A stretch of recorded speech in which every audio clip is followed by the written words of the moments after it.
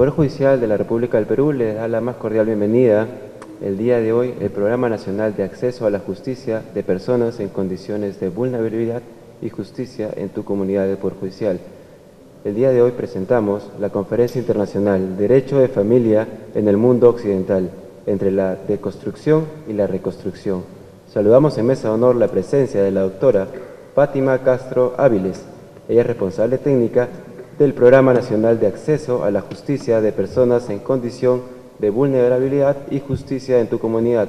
También saludamos al doctor Carlos Martínez de Aguirre, director del Doctorado en Persona y Familia de la Universidad de Zaragoza, de la República de España. También saludamos al doctor Javier Ferrer, profesor titular de la Universidad de Zaragoza, también de España. También saludamos al doctor Francisco Bobadilla, vicerrector de la Universidad de Piura. Iniciaremos con las palabras de bienvenida a cargo de la doctora Fátima Castro Áviles, responsable técnica del Programa Nacional de Acceso a la Justicia de Personas en Condición de Vulnerabilidad y Justicia en tu Comunidad. Y la recibimos con un fuerte aplauso.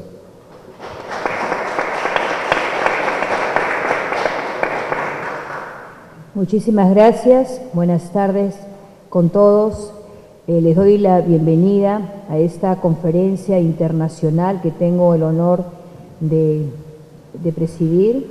Agradecer personalmente a nuestros invitados, el doctor Carlos Martínez de Aguirre, que él es director del Doctorado en Persona y Familia de la Universidad de Zaragoza, España, al profesor titular doctor Javier Ferrer de la Universidad de Zaragoza, España, al doctor Francisco Bobadilla Rodríguez, vicerrector de la Universidad de Piura, que en esta oportunidad nos acompañan.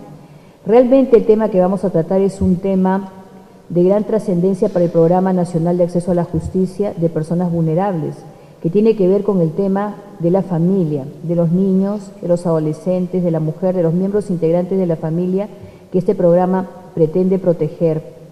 Y realmente es muy grato para mí estar al lado de dos dignos maestros, de los cuales yo he tenido el honor de ser alumna de ellos en la Universidad de Zaragoza, y que estoy segura que con sus disertaciones van a poder aportar mucho al derecho de familia peruano y sobre todo ser de gran utilidad para nuestros jueces especializados en familia y las salas correspondientes que ven estos casos, y en realidad para todo el público en general, estudiantes universitarios, profesionales, abogados que defienden los derechos de la familia, que realmente es muy útil en este momento poder obtener conocimientos que nos permitan resolver adecuadamente los casos que se presentan en el Poder Judicial.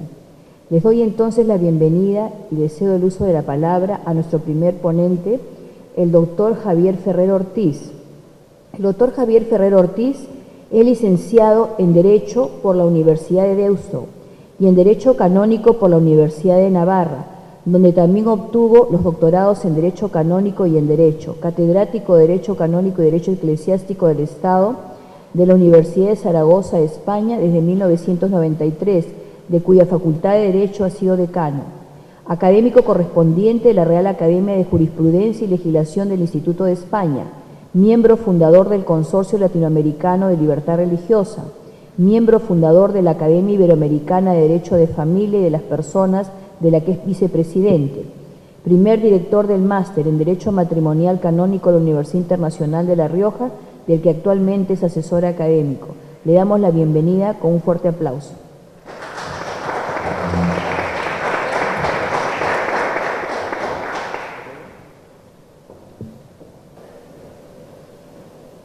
Bien, pues agradezco de una manera particular a la doctora Evelia Fátima Castro Áviles, doctoranda, entre otros méritos, de la Universidad de Zaragoza, por haber propiciado esta sesión en la Corte Suprema. ¿Sí está encendido? Sí, ¿no? ¿Se escucha, no? Bien, muy buenas tardes a todos.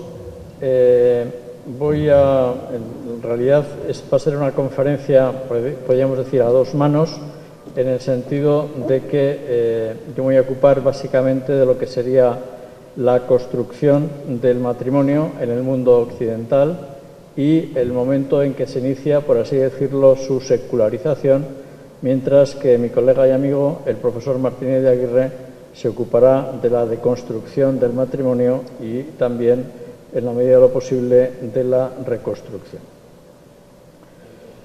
Bien, me parece que es fundamental para centrar este tema hacer un pequeño recorrido por la historia, por las raíces culturales del mundo occidental al que pertenecemos.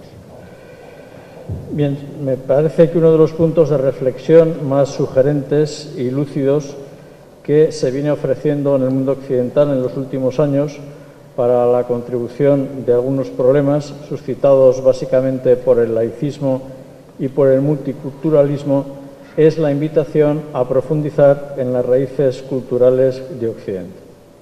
Para ello se suele invocar una imagen de gran simbolismo y plasticidad, afirmando que la civilización occidental está edificada sobre tres colinas: la Acrópolis de Atenas, el Capitolio de Roma y el Gólgota de Jerusalén. Con esto se quiere decir que pensamos con categorías mentales griegas, que los esquemas técnico-jurídicos romanos no son consustanciales y que la ética que informa el derecho, el pensamiento y la moral es de base judeocristiana. Bien, entre las manifestaciones de la herencia jurídica, que se remonta fundamentalmente en el ámbito del derecho privado al derecho romano, el derecho romano es fundamental, a mi modo de ver, para la formación del jurista, en la medida de que las raíces del derecho occidental se fundan jurídicamente en el derecho romano.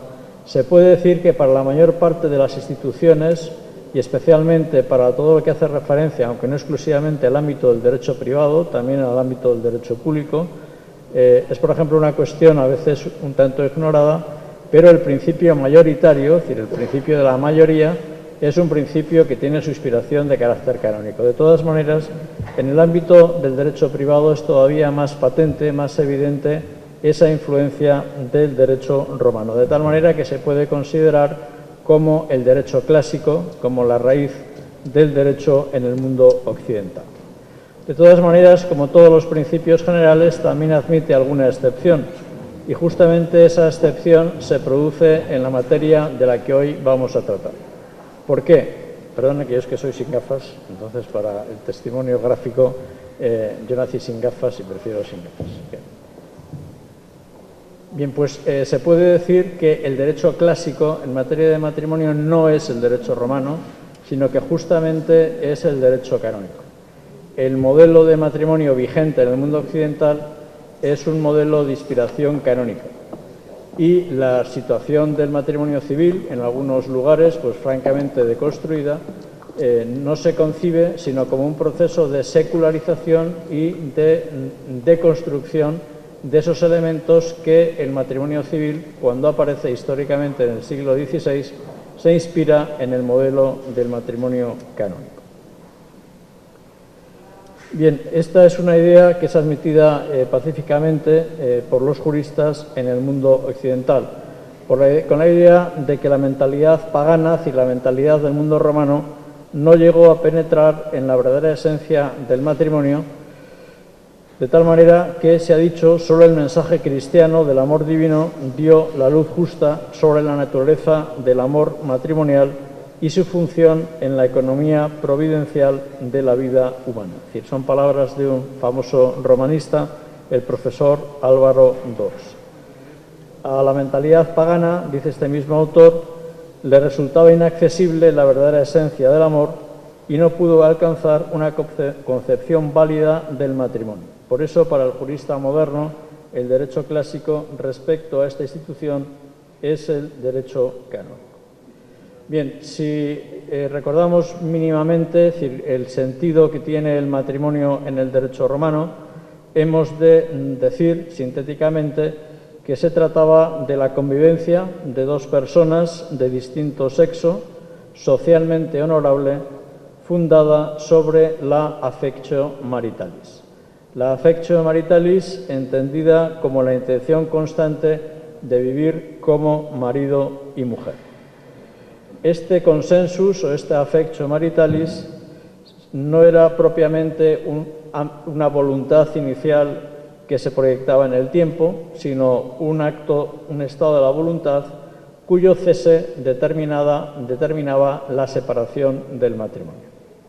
Por eso, por vía de ejemplo, se podría decir que cuando un ciudadano romano que estaba felizmente casado era hecho prisionero y transcurriendo un cierto tiempo, pues parecía que la situación permanecía en el tiempo, si entre tanto su mujer prestaba la affectio maritalis a otro ciudadano romano, aunque el primer ciudadano romano recuperara la libertad, no recuperaba su condición de casado. ¿Por qué? Porque la affectio maritalis de su mujer había pasado a gozar de ella otro ciudadano romano. Con lo cual se podría decir, muy simplificadamente, pues porque tampoco tenemos demasiado tiempo, que el matrimonio romano es una situación de hecho con consecuencias jurídicas. Y que ese principio tan conocido de consensus facit nuptias, el sentido del derecho romano es que el consentimiento es un consentimiento que se hace cada día y que debe mantenerse en el tiempo para que perviva. Evidentemente, si pasamos al ámbito canónico, en el ámbito canónico nos encontramos que la aportación del cristianismo al matrimonio, aunque utiliza a veces como para autentificarse o para gozar de mayor prestigio los aforismos o los brocardos típicos del mundo romano, les da un sentido nuevo. El consentimiento, el consensus del matrimonio canónico es un consensus pacticio. Es un consensus que se manifiesta en un lugar y en un tiempo determinados y que se proyecta hacia el futuro. De tal manera que no es un consentimiento que tenga que estarse renovando cada día, sino que una vez que el consentimiento se ha prestado, su efecto se proyecta en el tiempo. Evidentemente, aquí radica una de las grandezas del matrimonio, si se quiere poner en contraste con la unión de hecho. En el sentido de que ese consensus pacticio lo que hace es comprometer ese futuro incierto, tanto del varón como de la mujer, que no saben lo que va a pasar en el futuro y se comprometen para toda la vida. Ese futuro suyo, subjetivamente incierto.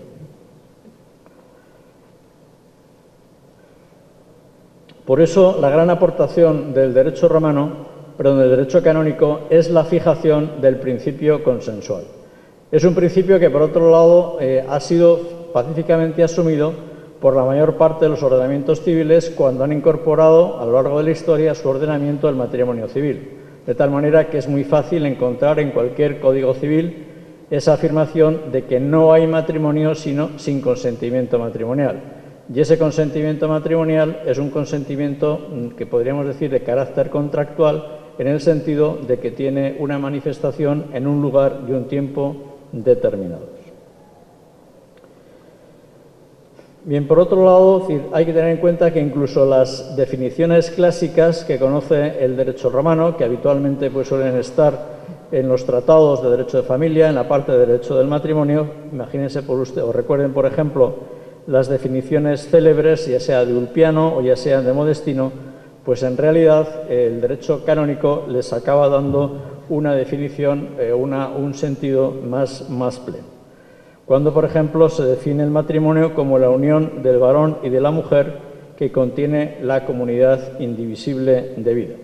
Está ahí presente la idea de la heterosexualidad, de la unidad, la idea de la procreación y la idea de la indisolubilidad.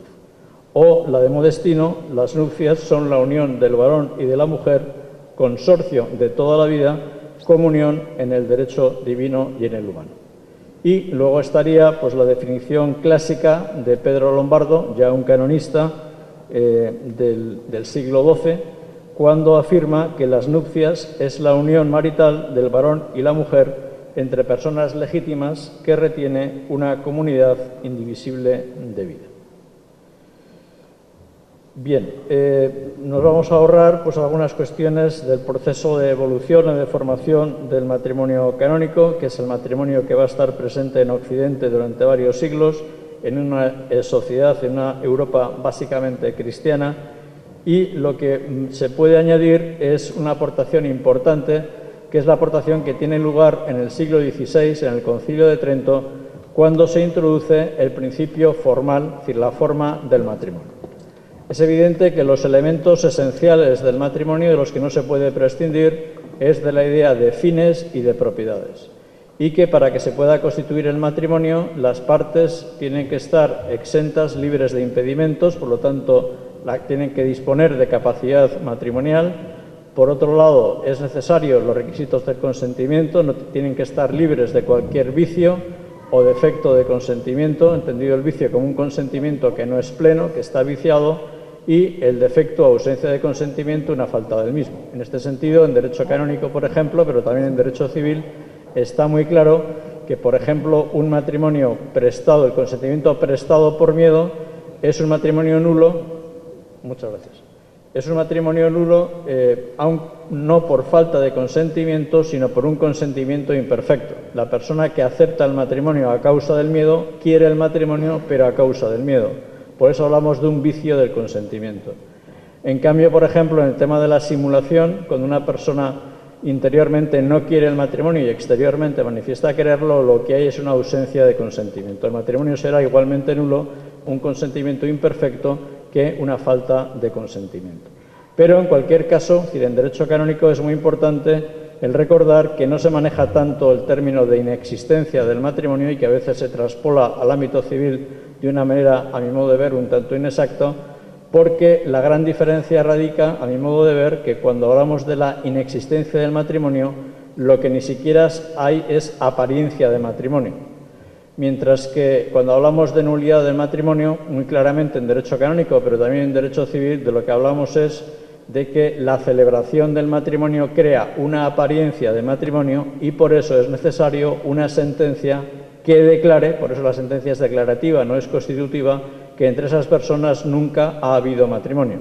Pero al haber la apariencia de matrimonio, sí que se pueden haber producido algunos efectos entre ellos, como puede ser la consideración del matrimonio putativo, cuando uno de los contrayentes contrajo ese matrimonio, que se declara nulo, pero lo contrajo de buena fe. En cambio, cuando hablamos de la inexistencia del matrimonio, como no se ha creado la apariencia de matrimonio, ni siquiera es necesaria la declaración de nulidad.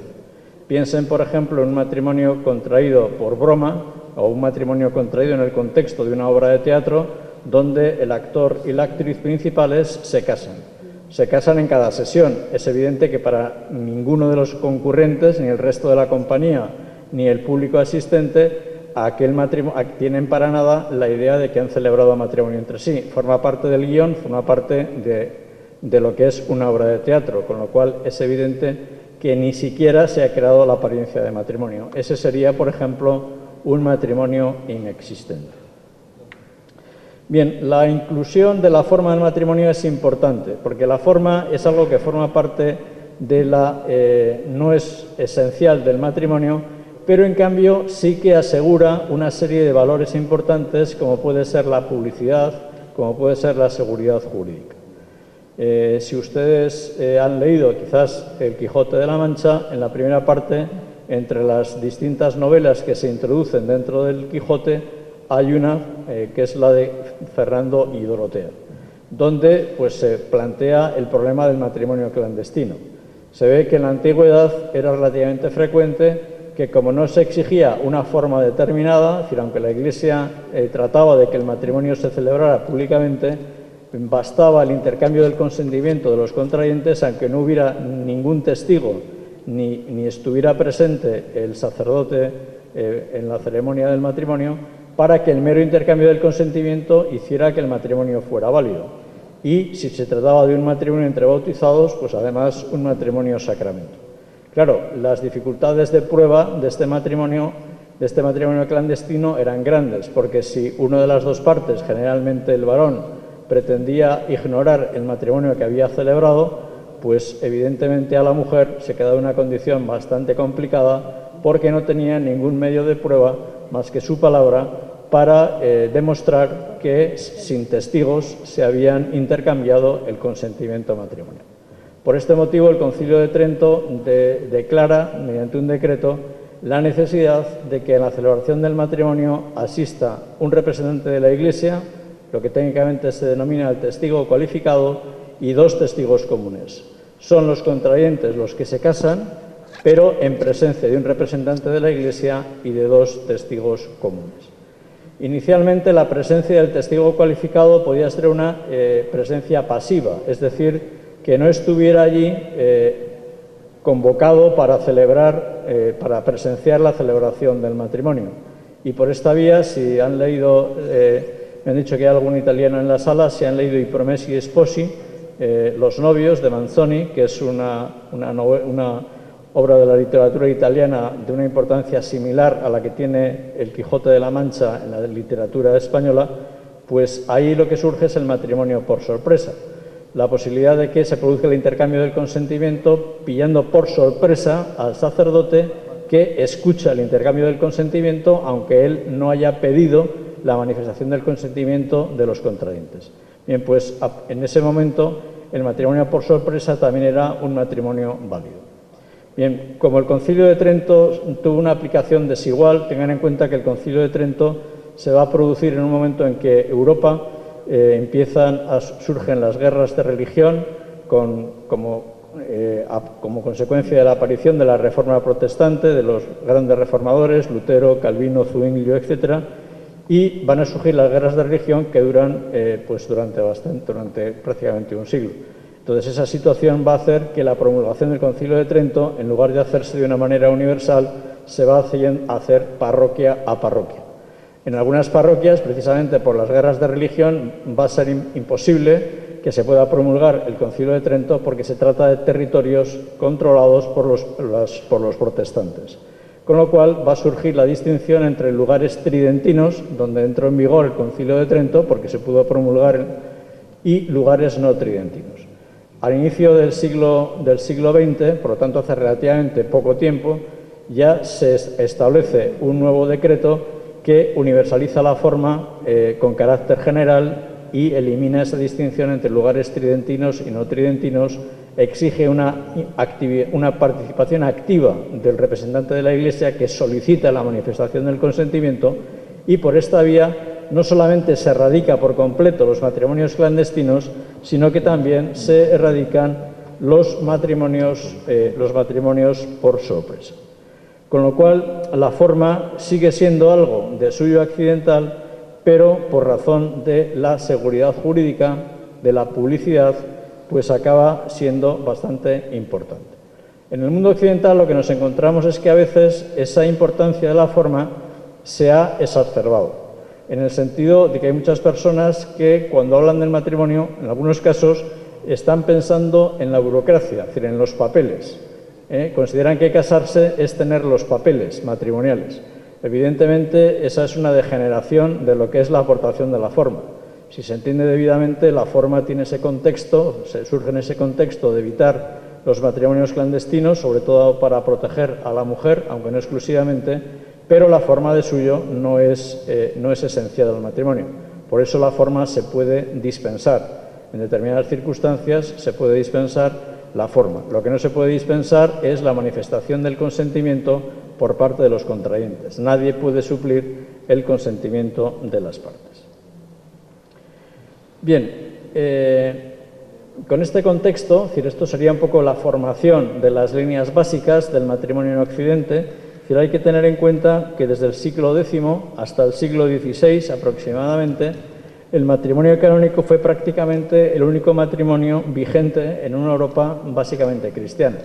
Es verdad que existía también el matrimonio judío, pero la presencia de los judíos en Europa es bastante desigual y, por otro lado, siempre constituyeron generalmente una minoría religiosa. En el caso de España también encontramos ante una excepción, porque la invasión musulmana del año 711 pues lo que hace es que durante bastantes siglos conviva el matrimonio judío, el matrimonio islámico y el matrimonio canónico. Pero en cambio, en el resto de Europa, la invasión musulmana fue parada en Poitiers, con lo cual, en realidad, la presencia de los musulmanes en Europa quedó restringido a lo que hoy es España y Portugal. Bien, con lo cual, ¿qué es lo que va a pasar? Lo que va a pasar es que la Reforma protestante, que es uno de los fenómenos históricos, a mi modo de ver, que ha tenido una mayor repercusión en la conformación del mundo en el que vivimos, lo que va a tener lugar es que los reformadores protestantes, si pensamos en los principales, Lutero y Calvino, por ejemplo, nos encontramos con que ellos consideran que el matrimonio no es un sacramento, no es uno de los 7 sacramentos, a diferencia de lo que sostiene la doctrina de la Iglesia Católica, sino que es una realidad sagrada, pero no un sacramento. Con lo cual, los aspectos fundamentales, enseguida, muchos de los aspectos fundamentales del matrimonio, esa especie de vacío de poder en la regulación de los elementos básicos del matrimonio, la va a ocupar el Estado. Esto no ocurre de una manera inmediata y, de hecho, en los lugares donde triunfó la Reforma protestante, lo que nos encontramos es que el matrimonio desaparece el matrimonio canónico por la persecución religiosa en esos lugares y en su lugar aparece el matrimonio luterano o el matrimonio calvinista. Y es llamativo también que en un momento en el que se decrece la persecución religiosa de los católicos hacia los católicos es cuando va a surgir el matrimonio civil en Occidente. El matrimonio civil en Occidente tiene fecha de entrada, se introduce en el año 1580 en Holanda. Holanda es uno de los países donde triunfa la Reforma protestante y concretamente la Reforma calvinista, y en un clima de tolerancia religiosa se establece que para aquellas personas que no profesen la religión calvinista dominante en el país, la oficial en el país, se introduce el matrimonio civil. Con lo cual el matrimonio civil surge en 1580 en un clima de tolerancia religiosa. Es una alternativa para las personas que no profesan la religión calvinista. Bien, este es un dato interesante, pero desde el punto de vista práctico, lo que va a ser mucho más fundamental de la introducción del matrimonio civil, que posteriormente se va a introducir con carácter obligatorio, pero durante unos pocos años en Inglaterra, la cuestión más interesante va a tener lugar con ocasión del Código de Napoleón de 1804. Como saben ustedes, el Código Civil napoleónico tuvo una enorme influencia, no solamente en los países de Europa continental, el sistema del Civil Law, sino también en los países de aquí, de Latinoamérica, de tal manera que ya directamente o ya a través de otros códigos inspirados a su vez en el Código Napoleónico, es como se va a ir introduciendo, difundiendo el matrimonio civil en el resto de Europa y en Latinoamérica. Y la concepción que está presente en la Revolución Francesa y que se materializa luego en el Código Civil Napoleónico de 1804 es entender que el matrimonio civil, que el matrimonio es un contrato, incluso un contrato más. Claro, esa situación ya es una situación que implica claramente una secularización del matrimonio. Tengan en cuenta que lo que estamos acostumbrados es a entender que los contratos afectan a cuestiones de carácter básicamente patrimonial. Y decir que el matrimonio es simplemente un contrato, pues es no captar, a mi modo de ver, las peculiaridades del matrimonio, porque entonces se produce una cierta cosificación de los contrayentes.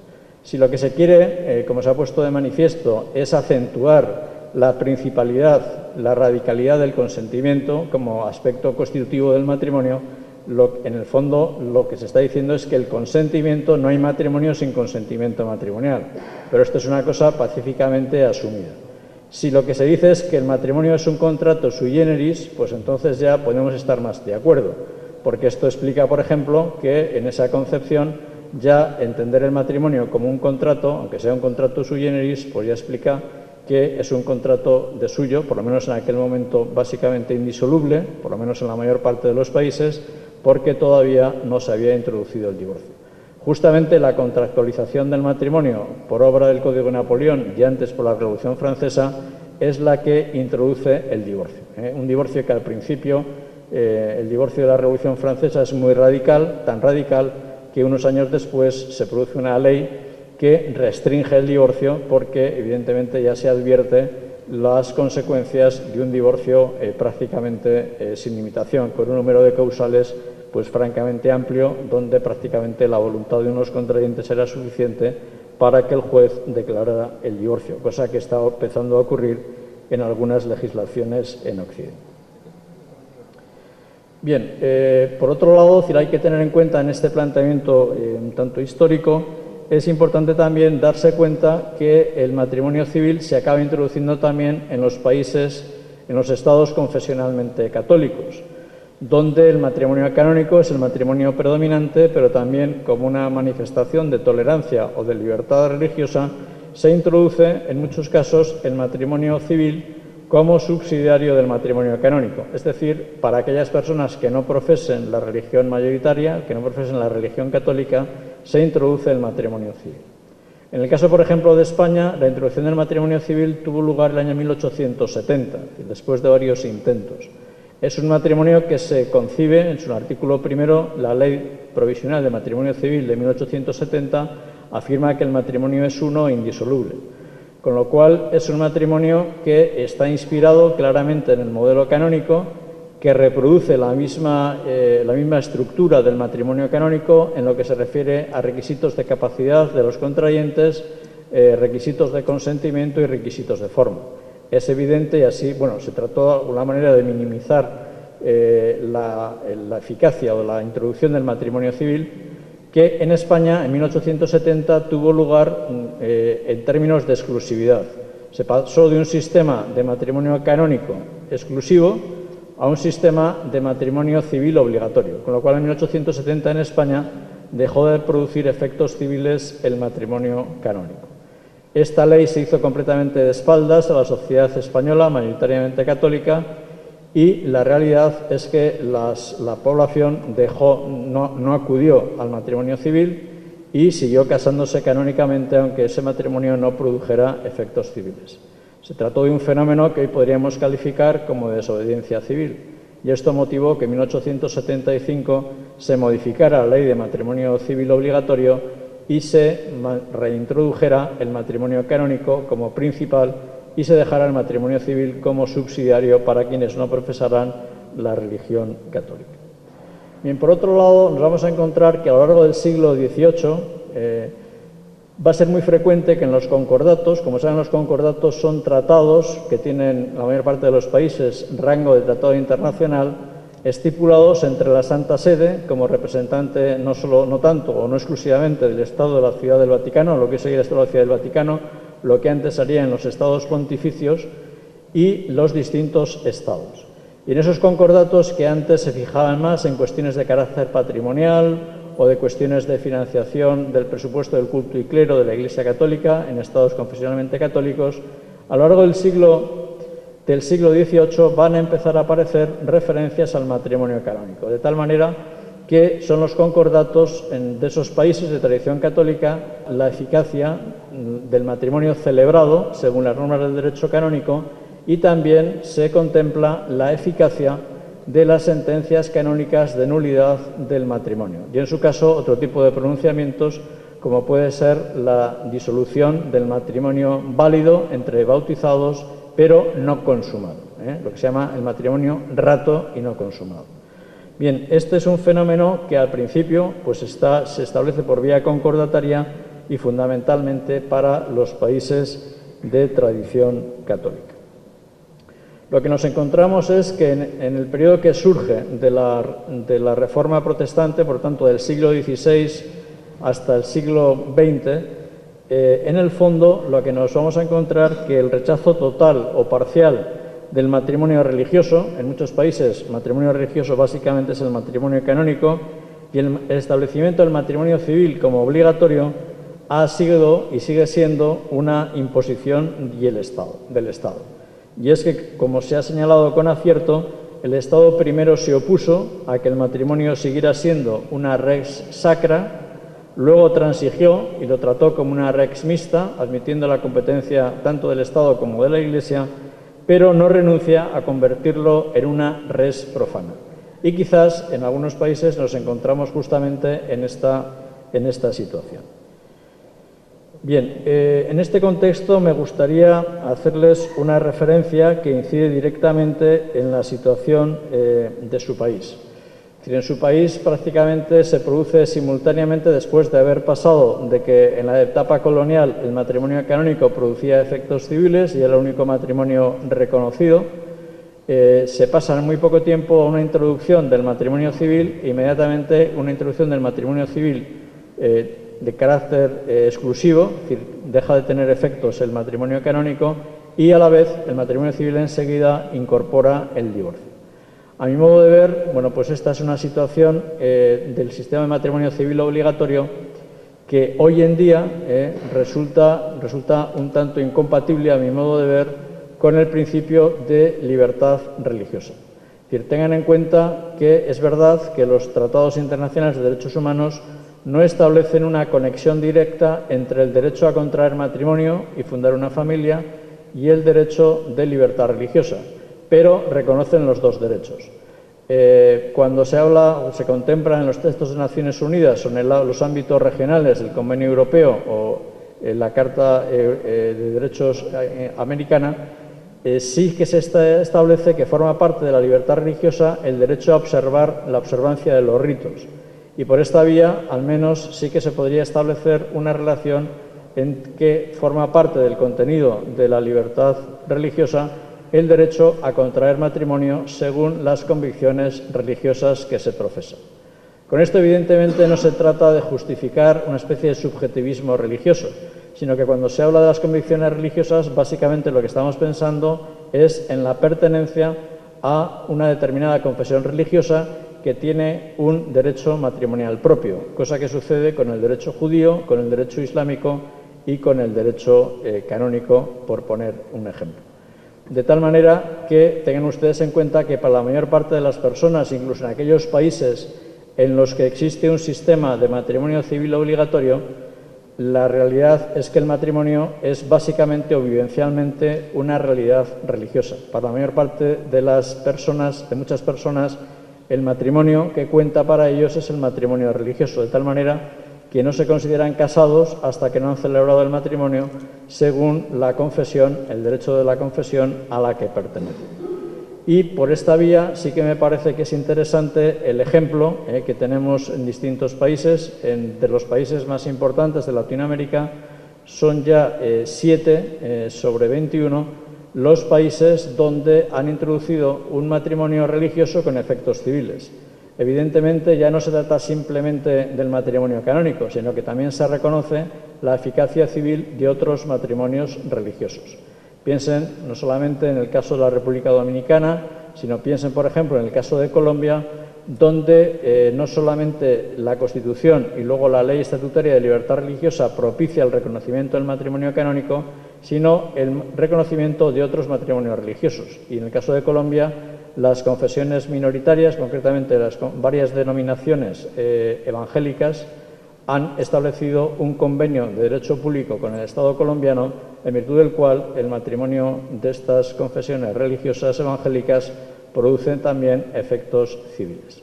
Más recientemente, en Brasil también hay un amplio reconocimiento de efectos del matrimonio religioso, no exclusivamente del canónico, y lo mismo sucede en Chile. Es decir, en Chile, cuando se modifica la ley del matrimonio civil, se va a introducir la posibilidad de celebrar el matrimonio religioso de aquellas confesiones que tengan la consideración de corporación de derecho público, que son la mayor parte de las que están asentadas en Chile.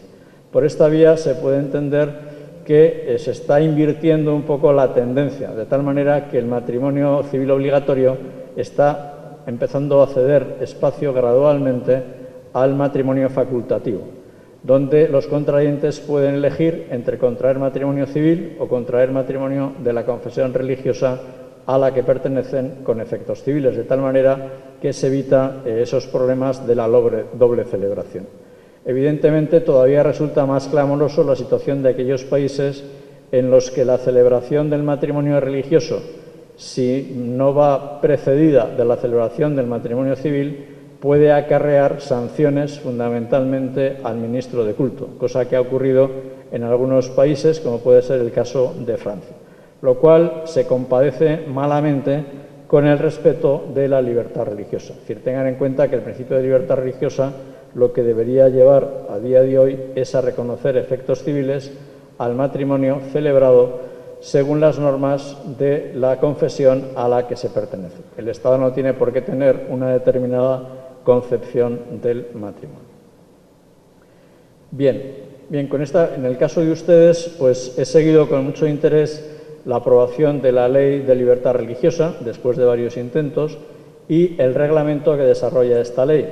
Pienso personalmente que hubiera sido una buena oportunidad para haber incluido, como hizo la ley estatutaria colombiana, o como hace la ley de libertad religiosa española o la propia ley de cultos chilena, el haber incluido una referencia al matrimonio. Pero en el caso peruano, pues eso no se ha hecho todavía y queda ahí pendiente. Pero, insisto, me parece que para personas de todos los tiempos el matrimonio es una realidad sagrada y sea o no sea un sacramento, dependiendo de la Iglesia Católica o de otras confesiones, lo que sí me parece que tiene una dimensión religiosa, y yo creo que es bueno que las leyes del Estado atiendan también a esa realidad, porque no hacerlo en el fondo es mirar para otro lado.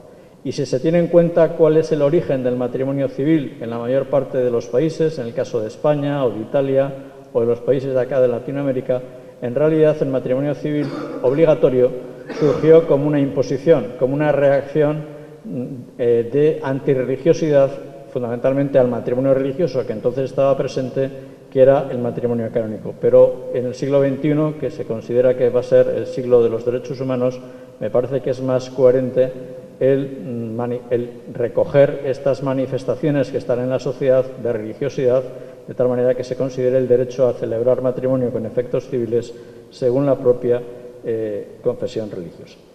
Si iniciamos el camino de la deconstrucción del matrimonio, me parece que la primera secularización de las nupcias tiene lugar cuando se empieza a poner en tela de juicio algunas de las propiedades que habían sido asumidas como esenciales del matrimonio, y concretamente el tema de la indisolubilidad. Es decir, como saben, pues esta es una cuestión que en el fondo lo que viene a plantear cuando se introduce el divorcio en una legislación civil es una manera de entender que no hay aspectos esenciales dentro del matrimonio, que lo que hasta entonces se había considerado un aspecto esencial no lo es.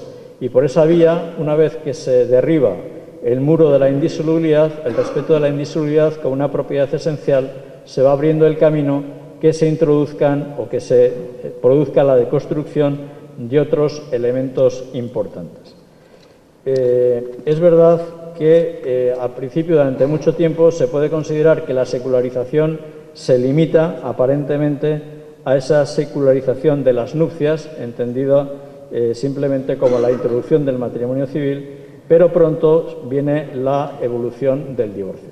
El divorcio, si ustedes hacen una revisión por el derecho comparado, recordarán posiblemente que en muchos países esa asunción mayoritaria por parte de la sociedad de la indisolubilidad lo que lleva es a introducir el divorcio para lo que los italianos llaman i casi pietosi, es decir, los casos piadosos, casos excepcionales, y mantener, en cambio, la indisolubilidad para el resto de los casos. La dinámica lo que demuestra es que si se abre una puerta y hay un vendaval, al final es imposible cerrar la puerta no puede quedar entreabierta. Y esto es lo que se ha visto en derecho comparado con el divorcio. De tal manera que el derecho comparado nos muestra que en aquellos países donde se introdujo inicialmente el divorcio para algunos casos excepcionales, luego ya se generalizó y se introdujo un divorcio causal, con un ámbito de causas más amplias, donde en el fondo era un divorcio donde se entendía una situación de cónyuge culpable, cónyuge inocente. Es el cónyuge inocente el que puede solicitar el divorcio frente al cónyuge culpable. Esa especie de enfrentamiento de los cónyuges en otra fase posterior da lugar al divorcio remedio. No es necesario plantearlo cónyuge culpable, cónyuge inocente, no es necesario entrar en esa dinámica, sino simplemente constatar el fracaso del matrimonio, de tal manera que transcurrido un tiempo desde la separación, ya sea una separación de hecho, una separación de derecho, eso ya acaba siendo una causa suficiente de divorcio. La propia dinámica lleva a que luego ya, en el caso por ejemplo de España, en España se introdujo el divorcio en 1981 como un divorcio causal, mientras que en el año 2005, hace relativamente poco tiempo, hace 11 años, desaparece el sistema de causas.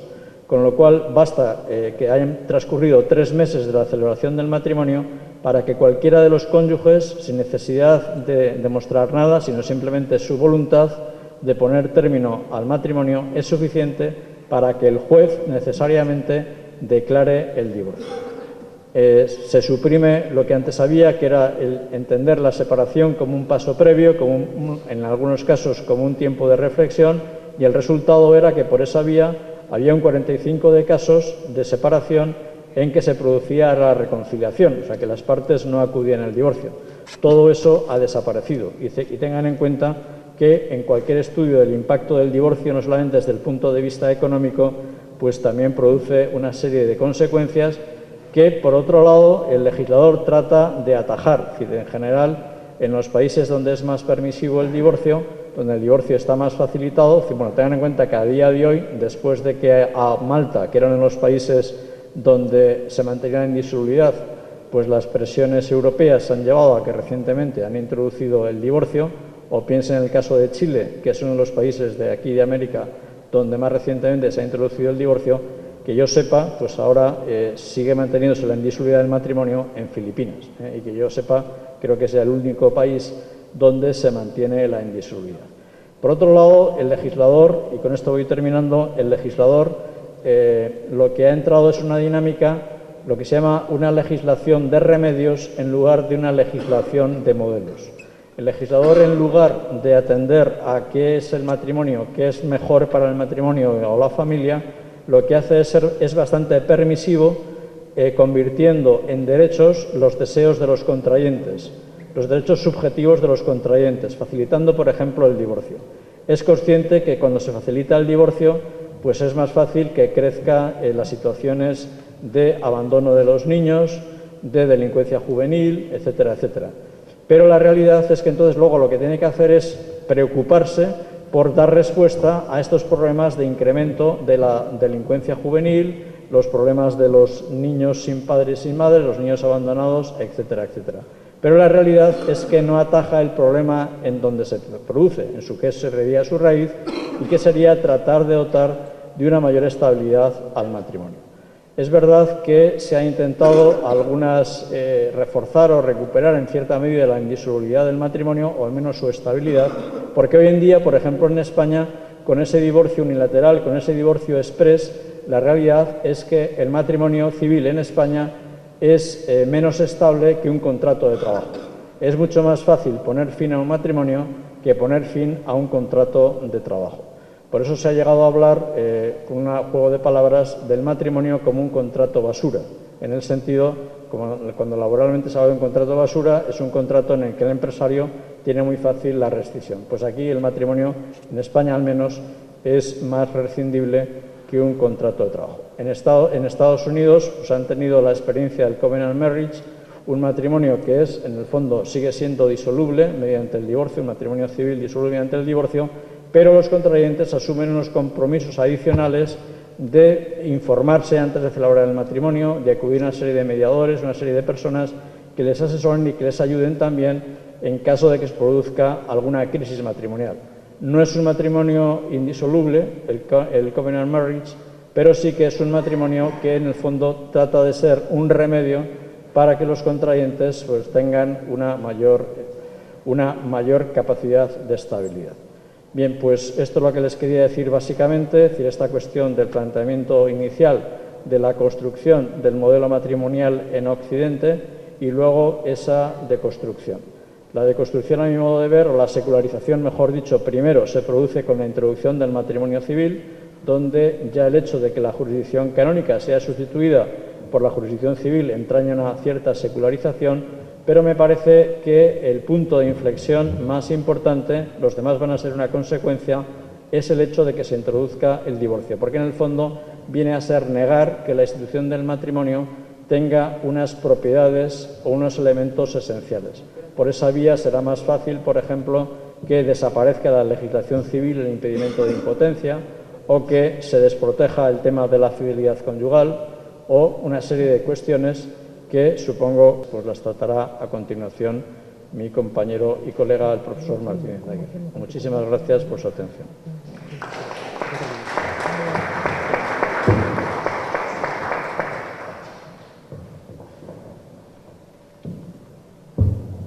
Muchas gracias por la disertación, doctor Javier Ferrer, y es para nosotros un honor entregarle este certificado como expositor. Por favor, tenemos. de la conferencia. Muchas gracias. A continuación, vamos a presentar al doctor Carlos Martínez de Aguirre y Aldaz. Él es doctor en Derecho por la Universidad de Zaragoza, licenciado en Derecho por la Universidad de Navarra, director del doctorado en Persona y Familia de la Universidad de Zaragoza, catedrático universitario, expositor internacional y autor de diversas publicaciones en Derecho de Familia y la Persona, presidente del Instituto Internacional de Estudios sobre la Familia y presidente de la Academia Internacional para el Estudio del Derecho de Familia de España. Lo recibimos con un fuerte aplauso.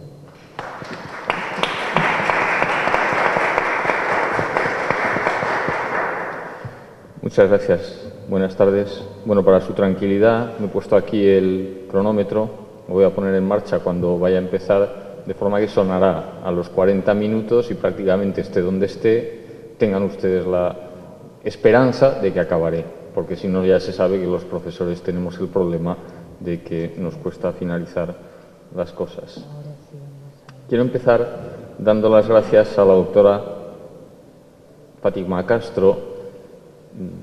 Ya conocíamos su capacidad expositora por escrito y oralmente. Ayer la demostró de nuevo en la presentación de su libro sobre las uniones de hecho y que es, como saben ustedes, persona que tiene una enorme vocación de servicio público y que muestra una especial utilidad. Y quería dar las gracias también a esta Corte Suprema por recibirnos hoy aquí para estas conferencias. El profesor Ferrer les ha hablado de lo que podríamos llamar la costosa construcción del concepto de matrimonio tal y como ha llegado a nuestros días. No es una cosa que haya sido cuestión de un día, sino que, como en un Lego, las piezas se han ido colocando poco a poco y al final hemos logrado, en una evolución no terminada, hemos logrado tener un concepto, una imagen del matrimonio. Pero él ha mencionado también que ha habido un proceso de deconstrucción que es al que yo voy a dedicar mi atención y finalmente, si llego y no suena el aparato antes, hablaré algo sobre la reconstrucción. Para eso me voy a detener brevemente en las dos instituciones básicas del derecho de familia, porque no hace falta justificar demasiado que el derecho de familia ha experimentado en los últimos decenios una mutación de conjunto que no es una mutación periférica, no en los aspectos más puramente técnicos o más puramente superficiales del derecho de familia, sino en sus aspectos y en sus contenidos más fundamentales. Y estos cambios han afectado a las dos instituciones básicas del derecho de familia, que son el matrimonio, los dos grandes campos, que son matrimonio y filiación. Este proceso de construcción permite concluir, y espero justificarlo a lo largo de mi intervención, que no hemos asistido a un mero cambio de reglas del juego, sino que al final lo que ha cambiado es el juego en sí mismo. Comenzaremos entonces por el matrimonio. En esta evolución de la que les he hablado, el matrimonio ha perdido buena parte de los elementos que lo caracterizaban cuando la evolución comenzó. Puede ser útil a estos efectos exponer cómo era el matrimonio cuando comienza la evolución y cuál es la situación actual. Situación actual no me refiero en Perú, sino, digamos, hasta dónde se ha llegado tomando los datos del conjunto de los ordenamientos que más han avanzado en esta deconstrucción. Y España es un buen ejemplo, porque España es uno de los ordenamientos, de los derechos que más ha avanzado en la deconstrucción del matrimonio. Convencionalmente, el que Navarro Valls llama el modelo matrimonial de Occidente aparece, primero, como un modelo centrado en el matrimonio como única institución fundacional de la familia. En segundo lugar, como un modelo jurídicamente comprometido, caracterizado por la existencia de un vínculo jurídico entre los cónyuges, que es un vínculo generador de obligaciones. Por tanto, es una institución que genera un compromiso y un compromiso que genera obligaciones, que son el contenido del matrimonio. Es un modelo caracterizado por la estabilidad institucional. Esta estabilidad institucional que viene determinada bien por la indisolubilidad, bien por una disolubilidad muy limitada. Es decir, divorcio por pocas causas graves y de interpretación restrictiva. Es además un modelo integrado por un hombre y una mujer, heterosexual por tanto, solo un hombre con solo una mujer, por tanto monógamo, y está vinculado a la procreación. Este es, por así decir, el punto de partida. El punto de llegada es un modelo en el que, frente a la regulación centrada casi exclusivamente o exclusivamente en el matrimonio, aparecen modelos no matrimoniales. Parejas de hecho, uniones civiles, en cada país reciben nombres distintos, pero ya saben ustedes al fenómeno al que me estoy refiriendo. Estos nuevos modelos están basados aparentemente en la afectividad y la convivencia. Si ven ustedes que me quito las gafas y me las pongo, no es porque me van a sacar una foto, que es lo que le pasa al profesor Ferrer, sino porque cuando me las pongo no les veo. Y entonces parece que les veo, pero no veo nada. Sí que soy capaz de leer y me gusta de vez en cuando ver al público, ver que siguen ustedes ahí y por eso pues esta cosa de ponerme las gafas. Les decía, en segundo lugar, frente al modelo jurídicamente comprometido e institucionalmente estable, aparecen modelos no comprometidos jurídicamente e institucionalmente inestables, legalmente inestables. Digo legalmente, no sociológicamente, sino legalmente. Es lo que ocurre, por ejemplo, con todos los casos de parejas de hecho. La característica básica de las parejas de hecho es la libre disolubilidad, o cuando se introduce en un ordenamiento el divorcio unilateral sin causa, como les ha contado el profesor Ferrer, que ocurre en España. 3 meses después de celebrado el matrimonio se pueden divorciar, simplemente basta con que uno de los dos quiera divorciarse y no necesita alegar causa alguna, y no se le puede denegar el divorcio. En tercer lugar, frente al modelo heterosexual, aparece el modelo sexualmente neutro, que incluye, por tanto parejas heterosexuales como homosexuales, y que queda desligado de cualquier relación institucional con la procreación. Se mantiene, sin embargo, hasta ahora un elemento clásico, que es la unidad, es decir, solo dos. Hablamos siempre de parejas. Mi opinión personal, ¿por qué se mantiene? Porque no se ha caído. No por ninguna razón especial, sino porque todavía está ahí y hay algunos intentos. Si se meten ustedes en Google, que como saben es muy útil, y meten la palabra poliamor, pues encontrarán las propuestas, o polyamory en inglés, encontrarán las propuestas que hay en relación con la unidad. Voy a centrar ahora mi atención con un poco más de detalle en las consecuencias de la deconstrucción de la estabilidad y de la deconstrucción de la heterosexualidad. En primer lugar, la estabilidad se ha visto afectada por el proceso de introducción y ampliación del divorcio, al que mi querido amigo el profesor Ferrer se ha referido también, y eso encuentra su máxima expresión en el modelo español, es decir, divorcio unilateral sin causa a partir de 3 meses después de celebrado el matrimonio. Esto, como escribió hace ya bastantes años el profesor Anderson, en unas palabras que me han resultado siempre especialmente luminosas, dice este profesor: un sistema de divorcio que depende de la voluntad de cualquiera de los cónyuges hace más que proporcionar una salida del matrimonio, cambia las reglas para la entrada en él. Claro, ¿esto qué quiere decir? Tendemos a pensar en el divorcio como la salida del matrimonio, el fin del matrimonio. Pero depende de cómo regulemos el divorcio, estamos cambiando la entrada en el matrimonio. Me explico. El matrimonio ha sido tradicionalmente una de las decisiones más importantes, vamos a situarnos en el plano de la indisolubilidad, una de las decisiones más importantes que uno tomaba. ¿Por qué? Porque si se casaba era para toda la vida. Por tanto, se introducen reglas de control de la intensidad del consentimiento. El consentimiento tiene que ser un consentimiento suficientemente intenso como para producir ese efecto que va a cubrir toda la vida de los cónyuges. A partir de ahí, si ese consentimiento no es suficientemente intenso, nulidad del matrimonio. Y por tanto, esas son las reglas de entrada en el matrimonio. ¿Qué es lo que pasa cuando uno puede divorciarse a partir de 3 meses después de celebrado el matrimonio? Que en realidad la decisión que está tomando es muy poco importante, que ya no tiene sentido controlar el consentimiento. Ha habido error, bueno, pues vamos a investigarlo, tenemos que probarlo, bueno, no hace falta, me divorcio y ya está. Es decir, que es mucho más sencillo, mucho más fácil, y eso facilita que se entre con mucha más, si me permiten ustedes la expresión, no del todo académica, frivolidad en el matrimonio. Es decir, bueno, me caso, vale, pues me caso porque total si no me puedo divorciar, 3 meses después, pues para 3 meses aguanto. Y entonces eso, como les digo, no solo cambia las reglas de salida, sino que cambia las reglas de entrada. De hecho, el número de nulidades matrimoniales en el derecho civil español es prácticamente inexistente. Si hay aproximadamente 130.000 divorcios por año en España, el número de nulidades es aproximadamente de 110, 120, no más. Y son nulidades por matrimonios de complacencia, es decir, matrimonios para obtener nacionalidad, para obtener la tarjeta de residencia, para cosas por el estilo. Pero también ha afectado esta nueva regulación del divorcio a lo que es el contenido del matrimonio. Antes les decía, el matrimonio es un compromiso que genera un vínculo, que genera obligaciones, ¿no? ¿Qué pasa con las obligaciones? Que a partir del momento en el que yo puedo desligarme del matrimonio cuando quiera, en realidad no estoy obligado.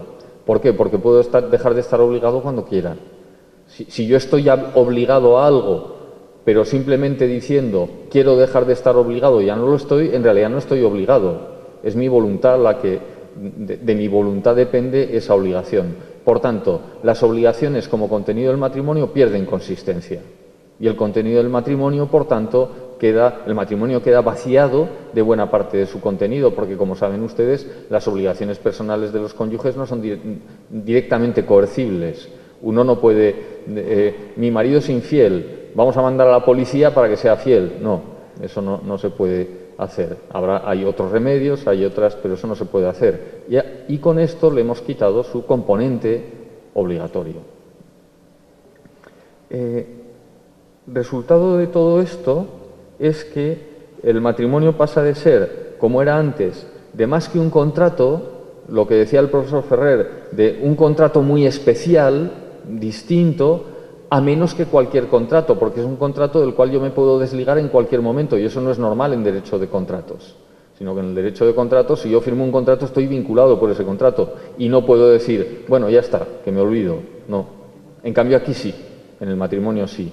Por tanto, ha pasado a ser de más de un contrato a menos que cualquier otro contrato.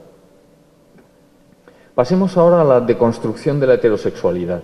Hemos visto la deconstrucción de la estabilidad y sus consecuencias, deconstrucción de la heterosexualidad. Claro, una de las características del modelo matrimonial occidental es su contenido ontológicamente sexual y su vinculación a la procreación. Tras la evolución de los últimos decenios, sobre todo, esta nota ha desaparecido en sí misma, en sus consecuencias legales y en su vinculación con la procreación. Aquí quiero detenerme en una cuestión que es de las que más está ahora en el candelero, que es el matrimonio entre personas del mismo sexo, el llamado matrimonio igualitario. Bueno, lo primero que me gustaría decir es que hay una sensación difusa de que eso es algo que está universalmente extendido y que solo unos pocos países permanecen ajenos a esta corriente que está inundando el mundo. Bueno, les quiero dar los datos porque me parece que es importante. Solo 23 países de los 193 que hay en Naciones Unidas tienen matrimonio entre personas del mismo sexo en este momento, es decir, un 12% de los países. Esos países se concentran sobre todo en América del Norte, incluye México, que también se incluía en América Latina, claro. Pero desde luego Estados Unidos y Canadá, por decisión judicial en Estados Unidos, ha sido recibido en bastantes países de Europa Occidental, pero no en todos y no en algunos de los más importantes. No existe en Alemania, no existe en Italia, no existe en Suiza, no existe en Austria, por ejemplo. No existe en ninguno de los países de la Europa Oriental. No existe en África, no existe en Asia. Y en Oceanía, 50-50. Es decir, que estamos, algunos sí y otros no.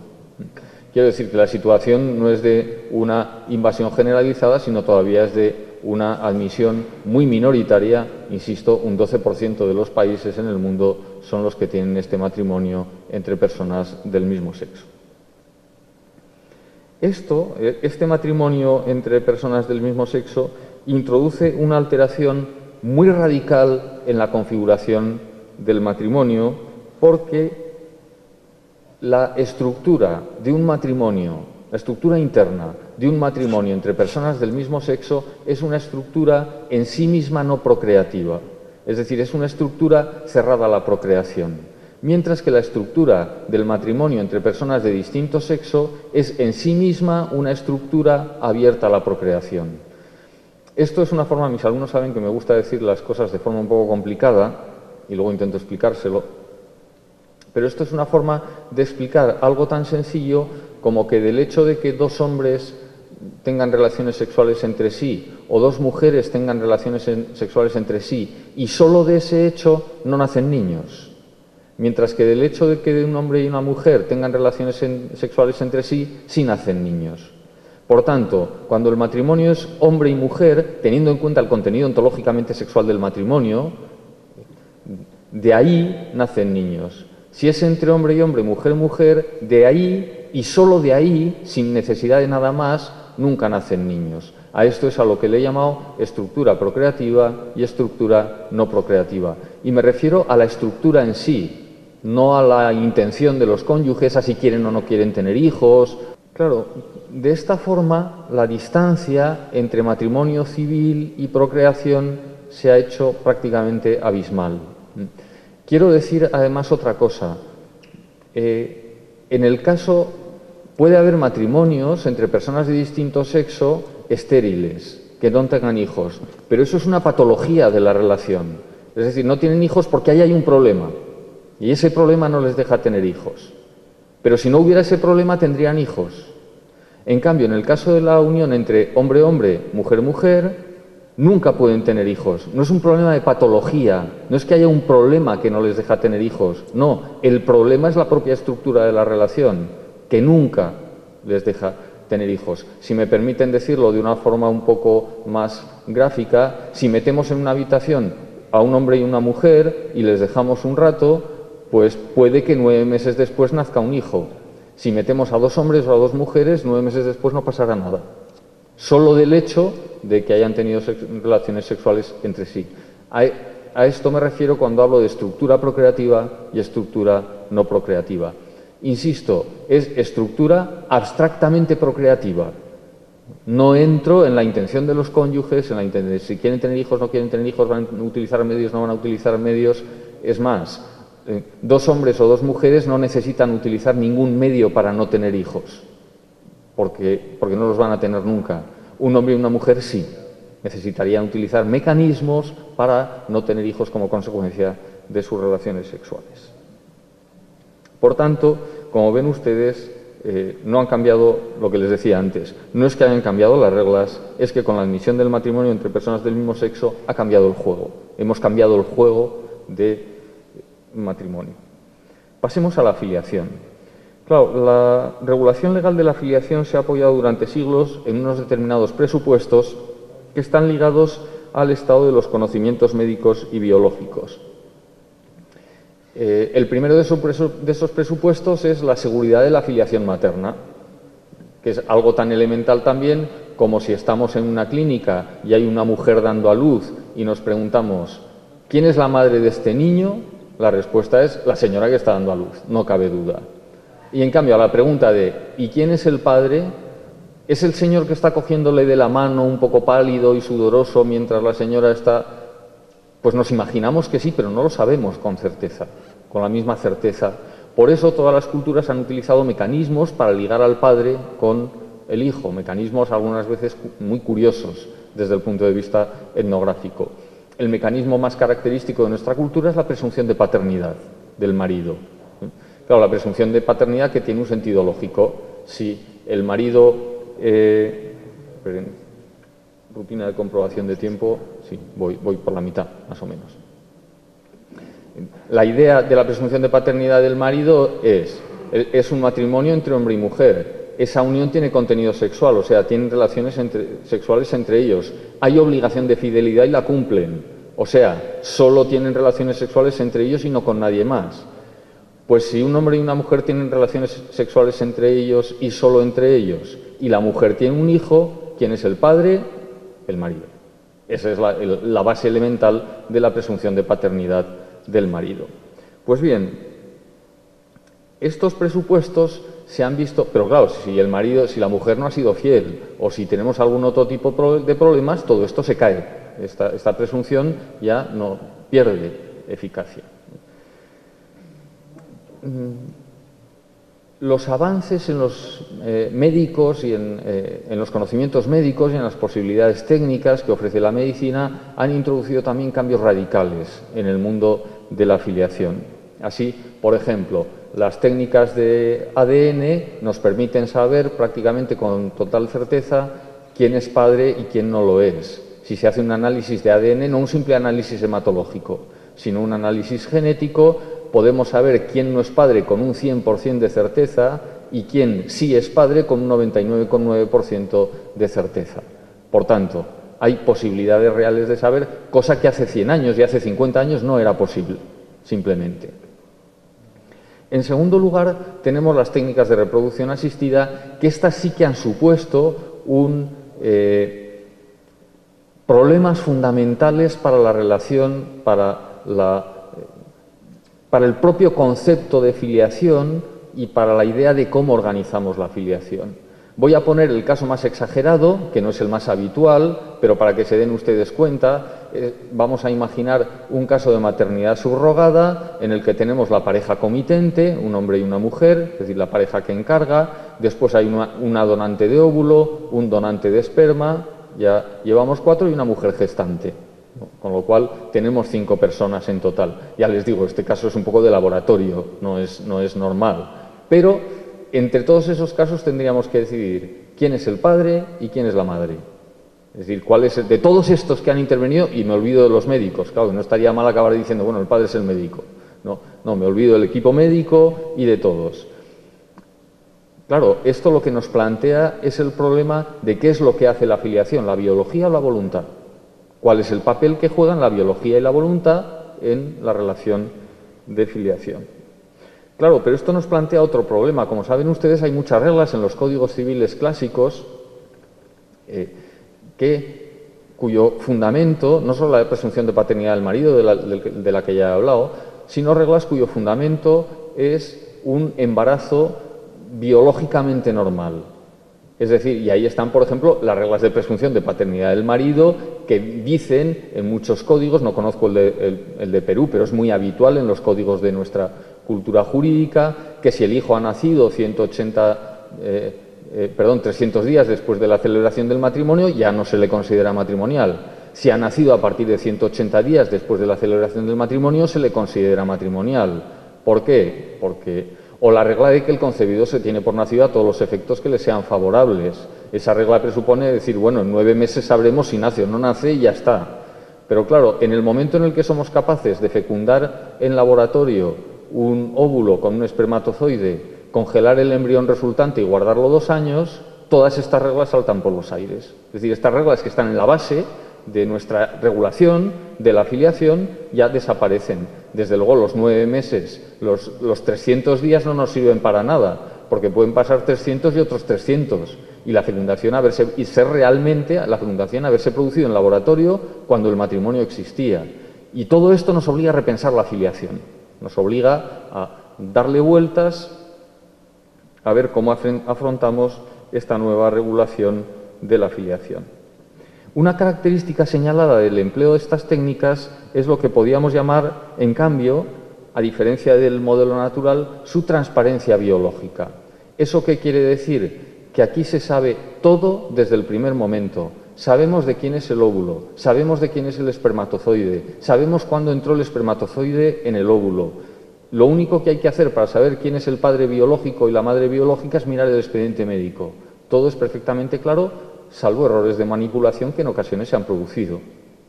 Y eso no se pueden descartar. Pero en principio, digamos, hay transparencia biológica.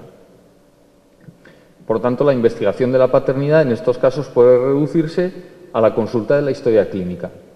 Es decir, ¿de dónde viene todo esto? Pues mire, el espermatozoide viene de aquí, el óvulo viene de allá, la fecundación se produjo en este momento y a partir de ahí se desarrolló todo el proceso.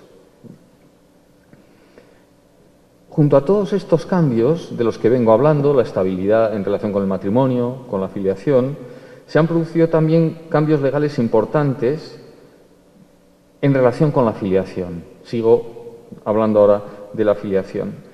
De estos cambios importantes, quizás el más importante es la admisión de que se establezcan vínculos simultáneos de filiación entre dos personas del mismo sexo y solo ellas y un niño.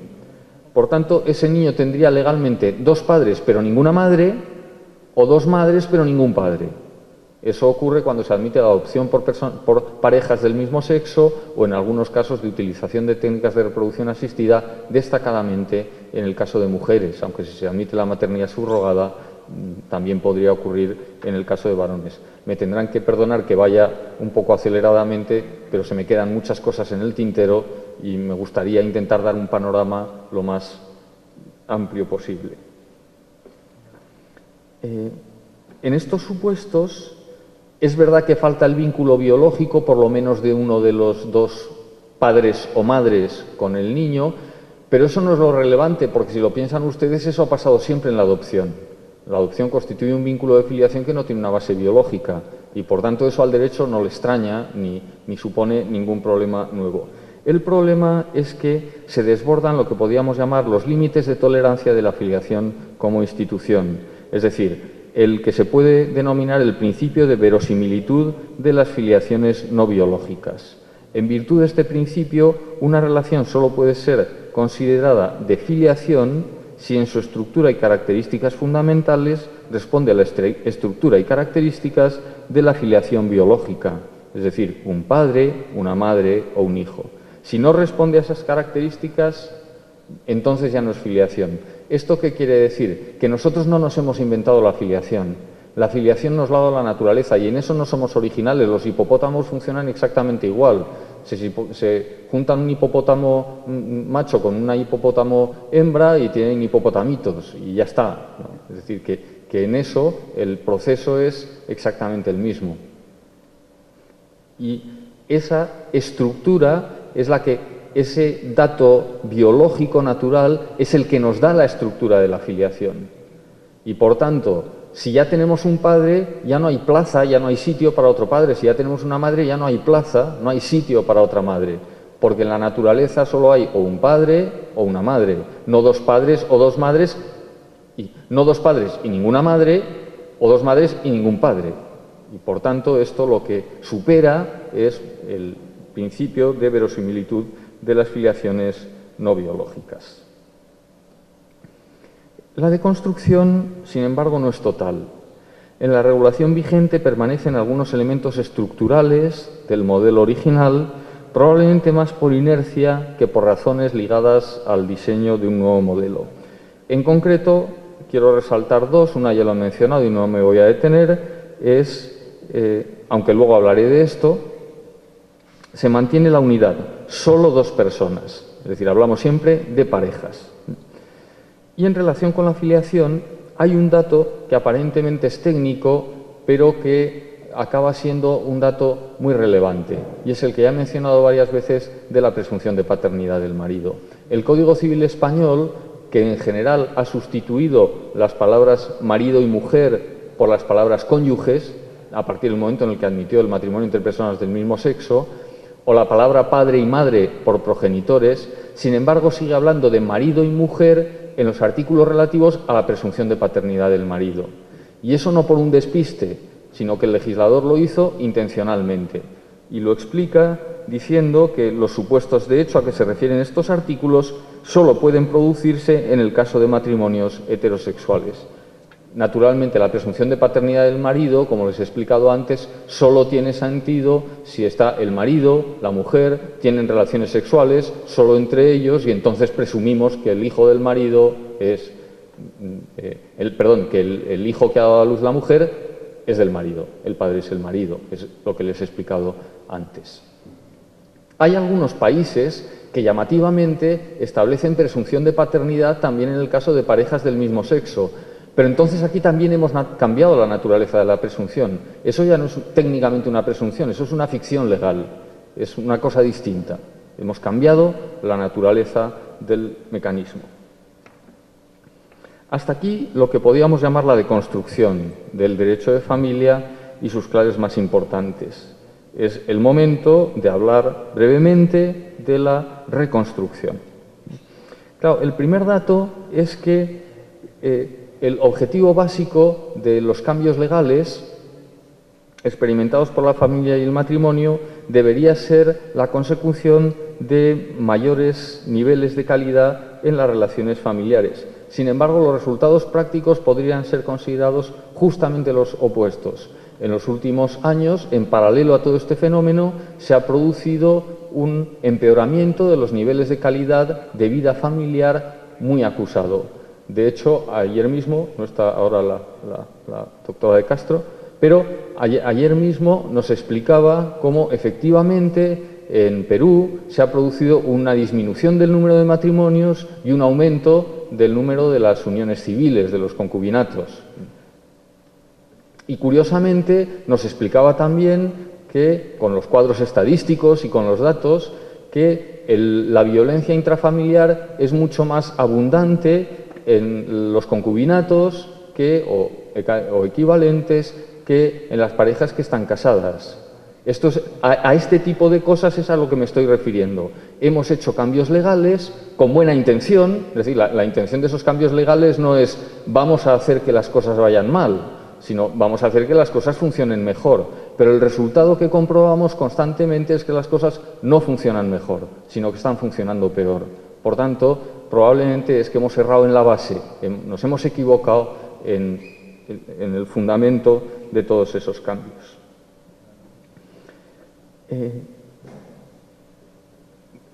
Urge entonces preguntarse acerca del fundamento y del sentido del derecho de familia, es decir, ¿por qué un derecho sobre la familia? ¿Para qué un derecho sobre la familia? Aquí permítanme ponerles un ejemplo que me parece que indica claramente qué es lo que quiero decir al hacer esta pregunta. Vamos a imaginarnos un banco de los de sentarse, no de los de quedarse nuestro dinero, sino un banco de sentarse sobre el cual hay un cartel que pone prohibido sentarse. Y nosotros queremos saber si tenemos que quitar el cartel, si tenemos que quitar el banco, si tenemos que poner un cartel igual en todos los bancos o qué hacemos. Claro, la respuesta depende de cuál sea la función del cartel en el banco. Primera posibilidad, que probablemente muchos de ustedes han pensado, han pintado el banco, la pintura, y no querían que nadie se ensuciara ni quitara la pintura del banco, y entonces han puesto un cartel y se han olvidado de quitarlo. Ya se ha secado la pintura, se han olvidado de quitar el cartel, bueno, pues entonces lo que hay que hacer es quitar el cartel y ya está. Y no queremos que nadie se siente para que no se haga daño ni rompa el banco.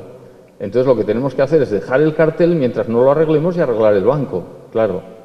O puede ser un banco de valor histórico-artístico, porque aquí se sentó Napoleón, o aquí se sentó Simón Bolívar, o aquí se sentó quien ustedes quieran.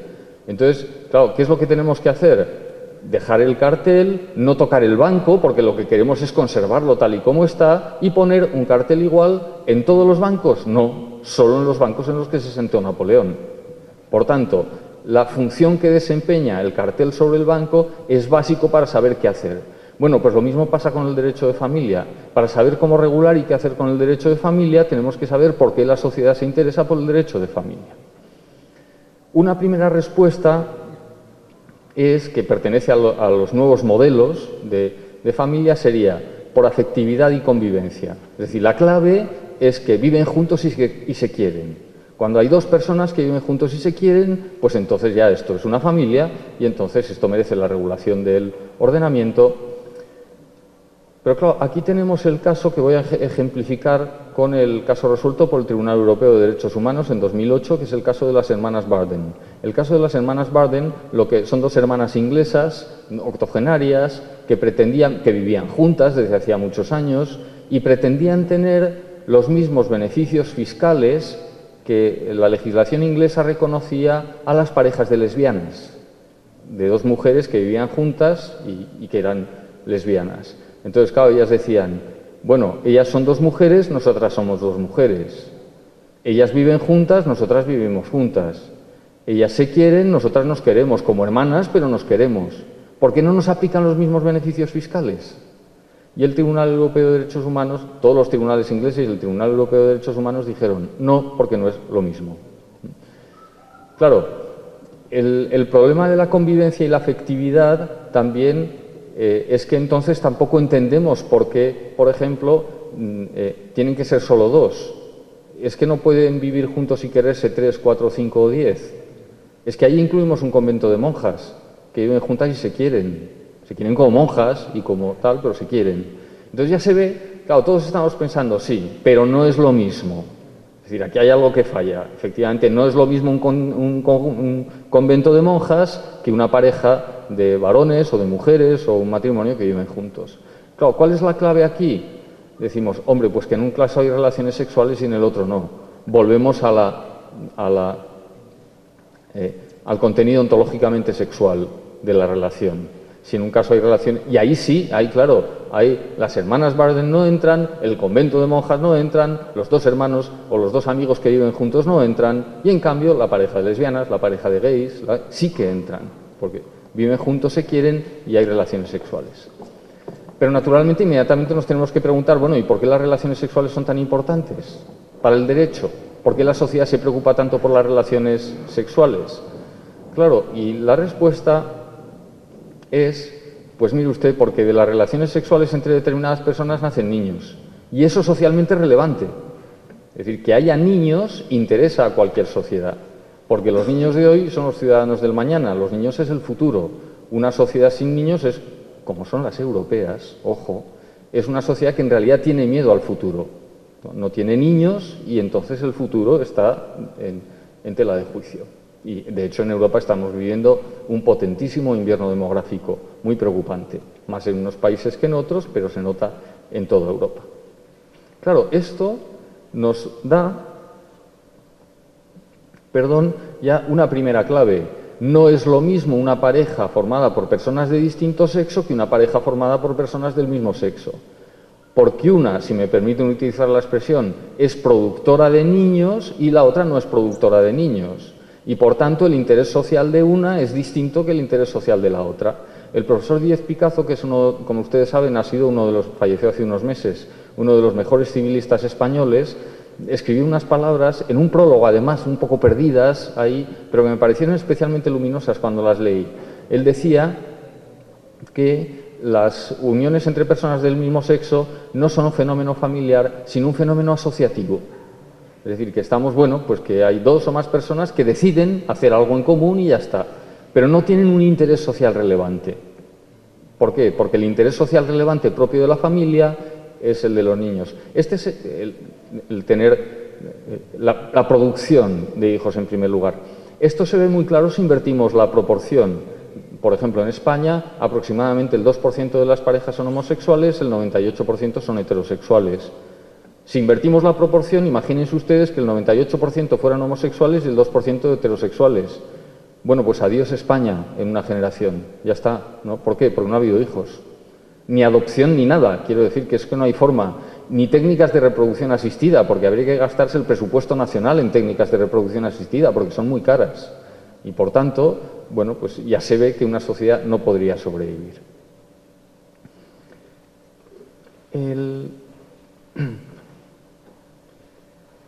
Claro, esto, por tanto, el primer dato es este, como les digo, y el segundo dato, que me parece que es relevante, es el que deriva de las necesidades de subsistencia y que también es un dato que procede de la naturaleza, de las necesidades para la subsistencia, educación y socialización de los hijos. Como saben ustedes, el hombre es la especie humana en la que el periodo de adaptación desde el nacimiento hasta la madurez es más largo.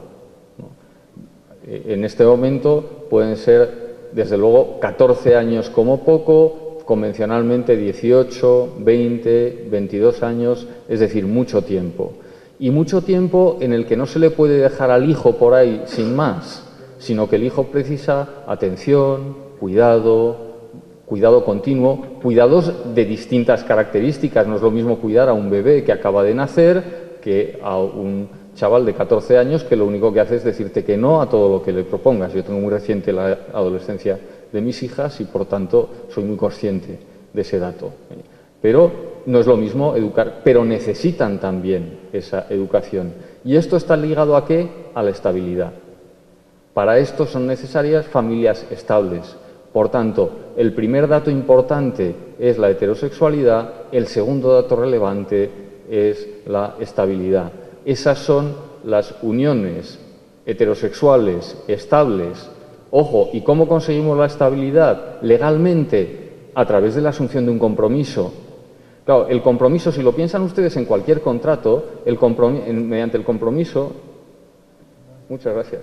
Hoy me quedan hasta más de lo que yo pensaba que me he creado. Gracias. Mediante el compromiso, yo proyecto, a través de mi voluntad, me proyecto hacia el futuro y vinculo mi conducta. Cuando yo acuerdo una hipoteca, lo que estoy diciendo es que todos los meses voy a pagar tantos soles o tantos euros y, por tanto, vinculo mi futuro en ese sentido. Y eso concede, y el banco se fía de eso, y eso concede estabilidad a la relación. Bueno, pues en el caso del matrimonio pasa lo mismo, pero el empeño es mucho más serio. Yo me comprometo, entrego mi vida, la proyecto hacia el futuro a través del compromiso. Por tanto, tenemos parejas estables, comprometidas, heterosexuales. Esos serían los datos claves para la reconstrucción del matrimonio. Lo voy a dejar aquí. Tendría bastantes más cosas que decirles, muchas se han quedado en el tintero, habría mucho que matizar, mucho que decir, incluso mucho. ¿Ven? Ya está sonando aquí el mecanismo. Muchas gracias por su atención.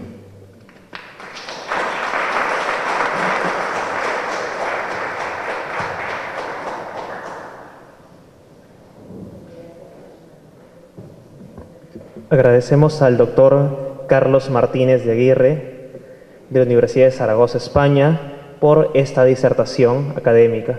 La doctora Fátima hace entrega del certificado por la ponencia recibida. Agradecemos a todo el público asistente por esta conferencia.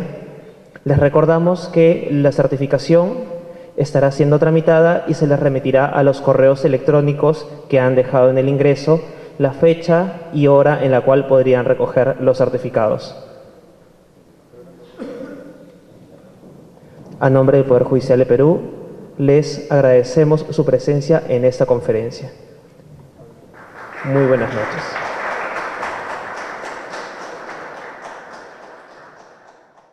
El Poder Judicial de la República del Perú les da la más cordial bienvenida el día de hoy el Programa Nacional de Acceso a la Justicia de Personas en Condiciones de Vulnerabilidad y Justicia en tu Comunidad del Poder Judicial. El día de hoy presentamos la Conferencia Internacional Derecho de Familia en el Mundo Occidental, entre la deconstrucción y la reconstrucción. Saludamos en mesa de honor la presencia de la doctora Fátima Castro Áviles. Ella es responsable técnica del Programa Nacional de Acceso a la Justicia de Personas en Condición de Vulnerabilidad y Justicia en tu Comunidad. También saludamos al doctor Carlos Martínez de Aguirre, director del Doctorado en Persona y Familia de la Universidad de Zaragoza, de la República de España. También saludamos al doctor Javier Ferrer, profesor titular de la Universidad de Zaragoza, también de España. También saludamos al doctor Francisco Bobadilla, vicerrector de la Universidad de Piura. Iniciaremos con las palabras de bienvenida a cargo de la doctora Fátima Castro Áviles, responsable técnica del Programa Nacional de Acceso a la Justicia de Personas en Condición de Vulnerabilidad y Justicia en tu Comunidad. Y la recibimos con un fuerte aplauso.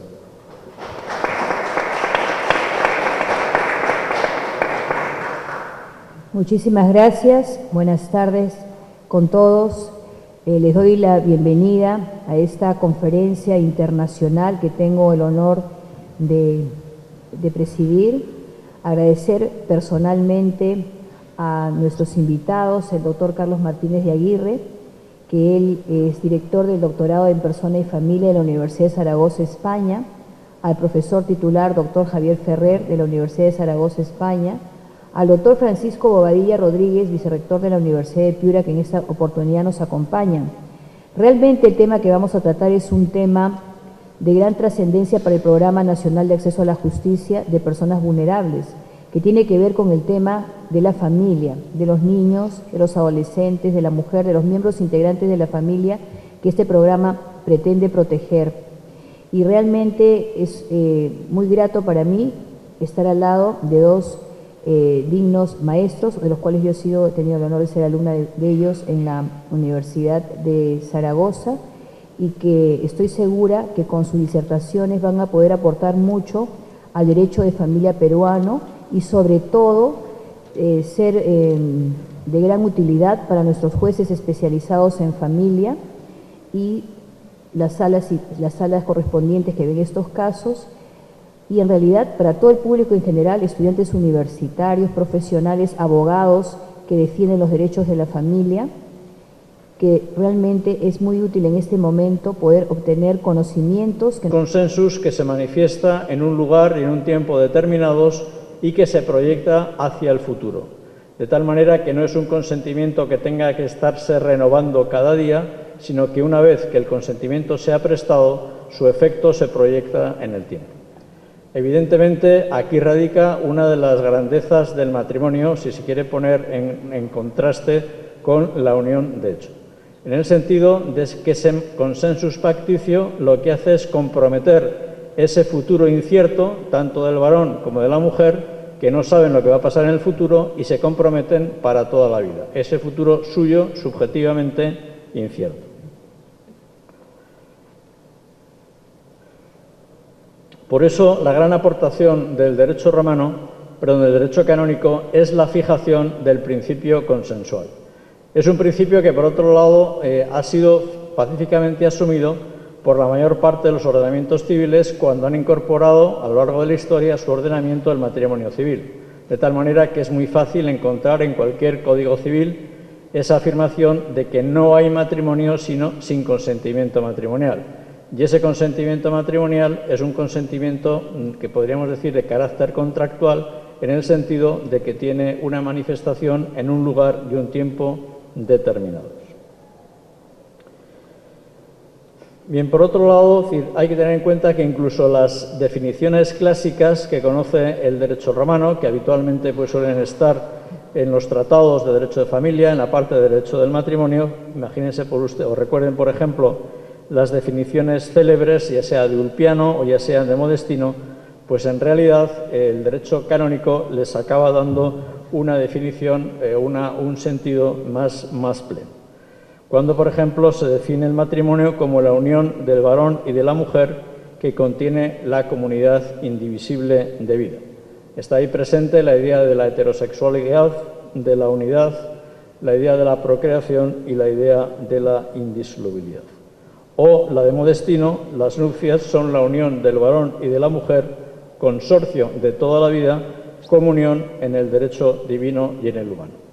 Y luego estaría la definición clásica de Pedro Lombardo, ya un canonista del siglo XII, cuando afirma que las nupcias es la unión marital del varón y la mujer entre personas legítimas que retiene una comunidad indivisible de vida.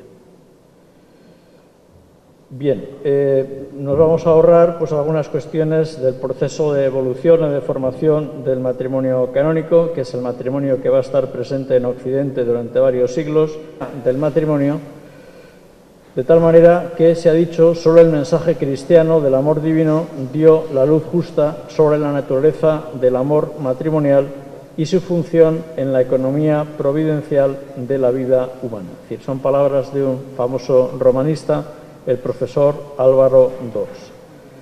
A la mentalidad pagana, dice este mismo autor, le resultaba inaccesible la verdadera esencia del amor y no pudo alcanzar una concepción válida del matrimonio. Por eso, para el jurista moderno, el derecho clásico respecto a esta institución es el derecho canónico. Bien, si recordamos mínimamente el sentido que tiene el matrimonio en el derecho romano, hemos de decir sintéticamente que se trataba de la convivencia de dos personas de distinto sexo, socialmente honorable, fundada sobre la affectio maritalis. La affectio maritalis entendida como la intención constante de vivir como marido y mujer. Este consensus o este affectio maritalis no era propiamente una voluntad inicial que se proyectaba en el tiempo, sino un estado de la voluntad cuyo cese determinaba la separación del matrimonio. Por eso, por vía de ejemplo, se podría decir que cuando un ciudadano romano que estaba felizmente casado era hecho prisionero y transcurriendo un cierto tiempo, parecía que la situación permanecía en el tiempo, si entre tanto su mujer prestaba la affectio maritalis a otro ciudadano romano, aunque el primer ciudadano romano recuperara la libertad, no recuperaba su condición de casado.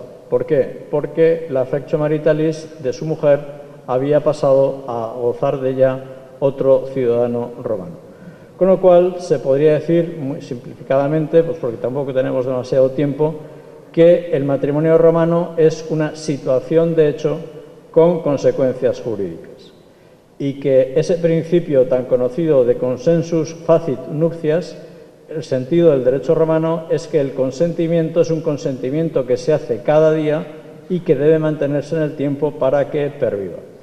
Evidentemente, si pasamos al ámbito canónico, en el ámbito canónico nos encontramos que la aportación del cristianismo al matrimonio, aunque utiliza a veces como para autentificarse o para gozar de mayor prestigio los aforismos o los brocardos típicos del mundo romano, les da un sentido nuevo. El consentimiento, el consensus del matrimonio canónico es un consensus pacticio. Nos permitan resolver adecuadamente los casos que se presentan en el Poder Judicial.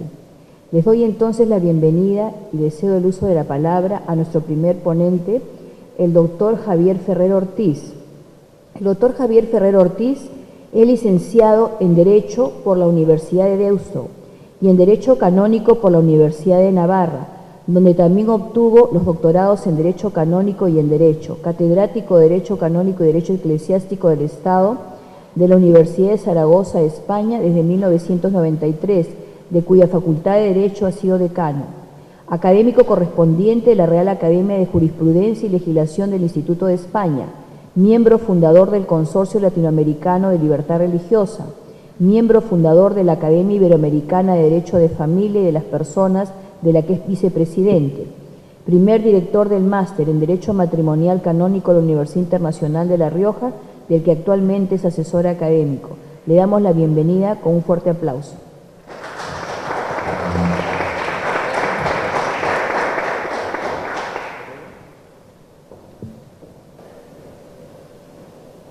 Bien, pues agradezco de una manera particular a la doctora Evelia Fátima Castro Avilés, doctoranda, entre otros méritos, de la Universidad de Zaragoza, por haber propiciado esta sesión en la Corte Suprema.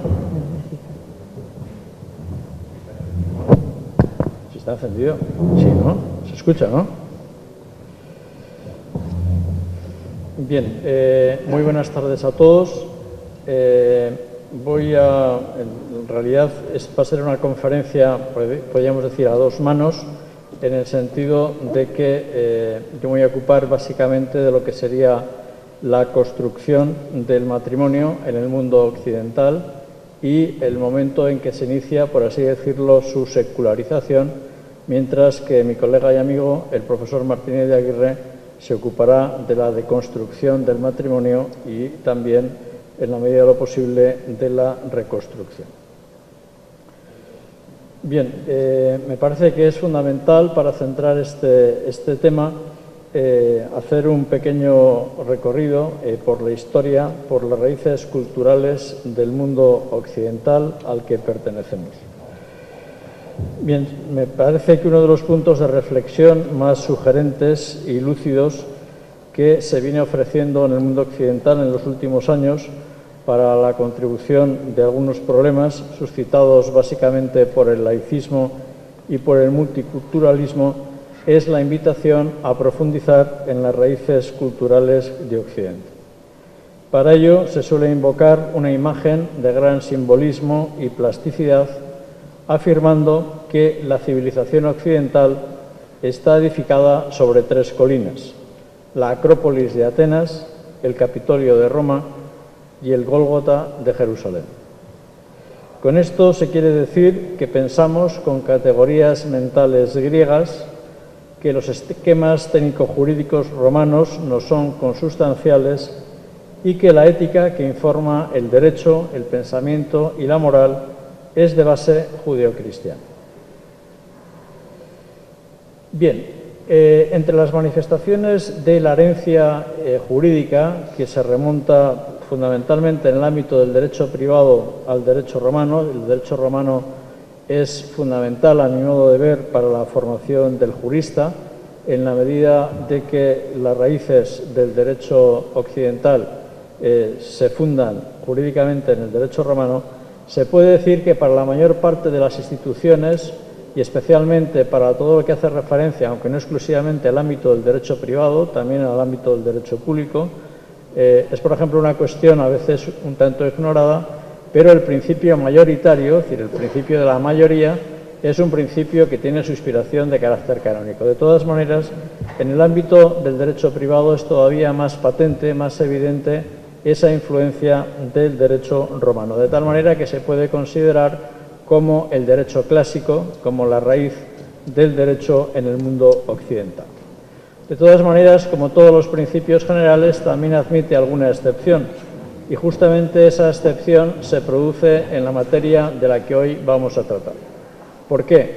Perdone que yo es que soy sin gafas, entonces para el testimonio gráfico yo nací sin gafas y prefiero sin gafas.